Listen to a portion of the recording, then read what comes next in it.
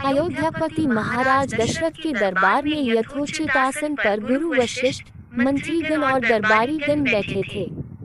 अयोध्या नरेश ने गुरु वशिष्ठ से कहा, हे गुरुदेव, जीवन तो क्षणभंगुर है और मैं वृद्धावस्था की ओर अग्रसर होते जा रहा हूँ। राम, भरत, लक्ष्मण और शत्रुघ्न चारों ही राजकुमार अब वयस्क भी हो चुके हैं। मेरी इच्छा है कि इस शरीर को त्यागने के पहले राजकुमारों का विवाह देख लूं। अतः आपसे निवेदन है कि इन राजकुमारों के लिए योग्य कन्याओं की खोज करवाएं। महाराज दशरथ की बात पूरी होते ही द्वारपाल ने ऋषि विश्वामित्र के आगमन की सूचना दी। स्वयं राजा दशरथ ने द्वार तक जाकर विश्वामित्र की अभ्यर्थना की और आदर पूर्वक उन्हें दरबार के अंदर ले आए तथा गुरु वशिष्ठ के पास ही आसन देकर उनका यथोचित सत्कार किया। कुशलक्षेम पूछने के पश्चात राजा दशरथ ने विनम्र वाणी में ऋषि विश्वामित्र से कहा, हे मुनिश्रेष्ठ, आपके दर्शन से मैं कृतार्थ हुआ तथा आपके चरणों की पवित्र धूलि से यह राजदरबार और संपूर्ण अयोध्यापुरी धन्य हो गई। आप कृपा करके आप अपने आने का प्रयोजन बताए। किसी भी प्रकार की आपकी सेवा करके मैं स्वयं को अत्यंत भाग्यशाली समझूंगा। राजा के विनयपूर्ण वचनों को सुनकर मुनि विश्वामित्र बोले, हे राजन, आपने अपने कुल की मर्यादा के अनुरूप ही वचन कहे हैं। इक्ष्वाकु वंश के राजाओं की श्रद्धा भक्ति गौ, ब्राह्मण और ऋषि मुनियों के प्रति सदैव ही रही है। मैं आपके पास एक विशेष प्रयोजन से आया हूँ। समझिए कि कुछ मांगने के लिए आया हूँ। यदि आप मुझे वांछित वस्तु देने का वचन दे तो मैं अपनी मांग आपके सामने प्रस्तुत करूँ। आपके वचन न देने की दशा में मैं बिना कुछ मांगे ही वापस लौट जाऊंगा। महाराज दशरथ ने कहा, हे ब्रह्मर्षि, आप निःसंकोच अपनी मांग रखें। संपूर्ण विश्व जानता है कि रघुकुल के राजाओं का वचन ही उनकी प्रतिज्ञा होती है। आप मांग तो मैं अपना शीश काटकर भी आपके चरणों में रख सकता हूँ। उनके इन वचनों से आश्वस्त ऋषि विश्वामित्र बोले, राजन, मैं अपने आश्रम में एक यज्ञ कर रहा हूँ। इस यज्ञ की पूर्ण आहुति के समय मारीच और सुबाहु नाम के दो राक्षस आकर रक्त, मांस आदि अपवित्र वस्तुएं यज्ञ वेदी में फेंक देते हैं। इस प्रकार यज्ञ पूर्ण नहीं हो पाता। ऐसा वे अनेक बार कर चुके हैं। मैं उन्हें अपने तेज से श्राप देकर नष्ट भी नहीं कर सकता, क्योंकि यज्ञ करते समय क्रोध करना वर्जित है। मैं जानता हूँ कि आप मर्यादा का पालन करने वाले ऋषि मुनियों के हितैषी एवं प्रजावत्सल राजा हैं। मैं आपसे आपके ज्येष्ठ पुत्र राम को मांगने के लिए आया हूँ, ताकि वह मेरे साथ जाकर राक्षसों से मेरे यज्ञ की रक्षा कर सके और मेरा यज्ञानुष्ठान निर्विघ्न पूरा हो सके। मुझे पता है कि राम आसानी के साथ उन दोनों का संहार कर सकते हैं।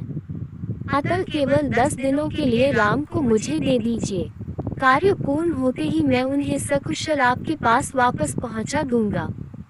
विश्वामित्र की बात सुनकर राजा दशरथ को अत्यंत विषाद हुआ। ऐसा लगने लगा कि अभी वे मूर्छित हो जाएंगे। फिर स्वयं को संभाल कर उन्होंने कहा, मुनिव, राम अभी बालक है। राक्षसों का सामना करना उसके लिए संभव नहीं होगा। आपके यज्ञ की रक्षा करने के लिए मैं स्वयं ही जाने को तैयार हूँ। विश्वामित्र बोले, राजन, आप तनिक भी संदेह न करें कि राम उनका सामना नहीं कर सकते। मैंने अपने योग बल से उनकी शक्तियों का अनुमान लगा लिया है। आप निश्चिंत होकर राम को मेरे साथ भेज दीजिए। इस पर राजा दशरथ ने उत्तर दिया, हे मुनिश्रेष्ठ, राम ने अभी तक किसी राक्षस के माया प्रपंचों को नहीं देखा है और उसे इस प्रकार के युद्ध का अनुभव ही नहीं है। जब से उसने जन्म लिया है, मैंने उसे अपनी आंखों के सामने से कभी ओझल भी होने नहीं दिया है। उसके वियोग से मेरे प्राण निकल जाएंगे। आपसे विनय है कि कृपा करके मुझे ससैन्य चलने की आज्ञा दें। पुत्र मोह से ग्रसित होकर राजा दशरथ को अपनी प्रतिज्ञा से विचलित होते देख ऋषि विश्वामित्र आवेश में आ गए।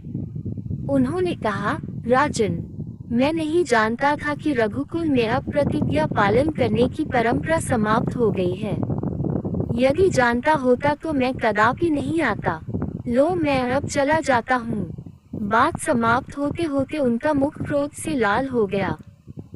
विश्वामित्र को इस प्रकार क्रोध होते देखकर दरबारी एवं मंत्रीगण भयभीत हो गए और किसी प्रकार के अनिष्ट की कल्पना से वे कांप उठे। गुरु वशिष्ठ ने राजा को समझाया, हे राजन, पुत्र के मोह में ग्रसित होकर रघुकुल की मर्यादा, प्रतिज्ञा पालन और सत्यनिष्ठा को कलंकित मत कीजिए। मैं आपको परामर्श देता हूँ कि आप राम के बालक होने की बात को भूलकर एवं निश्चिंत होकर राम को मुनिराज के साथ भेज दीजिए। महामुनि अत्यंत विद्वान, नीति निपुण और अस्त्र शस्त्र के ज्ञाता हैं। मुनिवर के साथ जाने से राम का किसी प्रकार से भी अहित नहीं हो सकता, उल्टे वे इनके साथ रहकर शस्त्र और शास्त्र विद्याओं में अत्यधिक निपुण हो जाएंगे तथा उनका कल्याण ही होगा।